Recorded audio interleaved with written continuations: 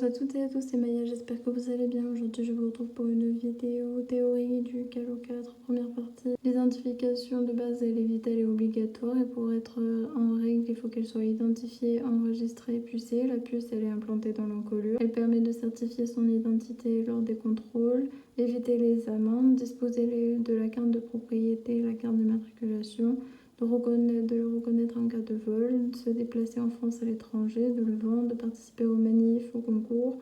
Pour le sexe, pour l'organe génitaux, pour la femelle c'est une vulve et deux mamelles. Pour le mâle c'est un fourreau, une verge, des testicules. Et l'ongre n'a pas de testicules et conserve son fourreau et sa verge. Pour la robe, il faut dire la robe de base, le mélange de poils, la panachure, l'adjonction, le nuancier. Pour les marques, il faut les repérer, les localiser, les épis pareil.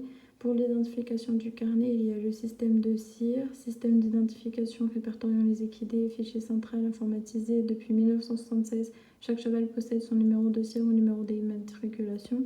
Le livret signalétique et la carte d'identité du cheval. Pour la couverture, le numéro de CIR, le nom, la race, la robe, le sexe et le code barre de la puce. Pour la double page suivante, il y a le nom des parents, leur date, leur lieu de naissance respectif et le nom du naisseur et la validation du certificat d'origine. Pour celle d'après, il y a la précision sur la généalogie des parents. Pour le signalement et la description notée en rouge sur les schémas du cheval ou poney, il se fait sous la de sevrage par un agent agréé de l'administration du haras. La vérification à partir de 18 mois par un vétérinaire agréé obligatoire avant toute activité officielle. La mention de castration apparaît pour les ongles. Sur les pages sanitaires, il y a la vaccination avec les différents vaccins effectués chaque année. Les vignettes cachées et signatures du veto sont obligatoires.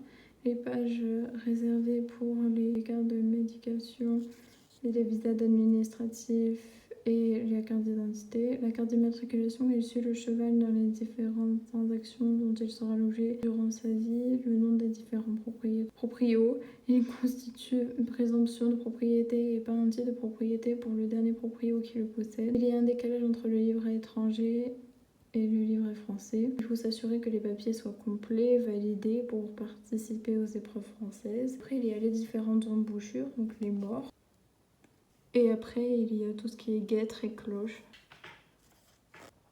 On espère tous que cette vidéo vous aura plu. Si c'est le cas, n'hésitez pas à liker, commenter, partager, voire même vous abonner. N'hésitez pas à nous suivre sur Instagram, YouTube.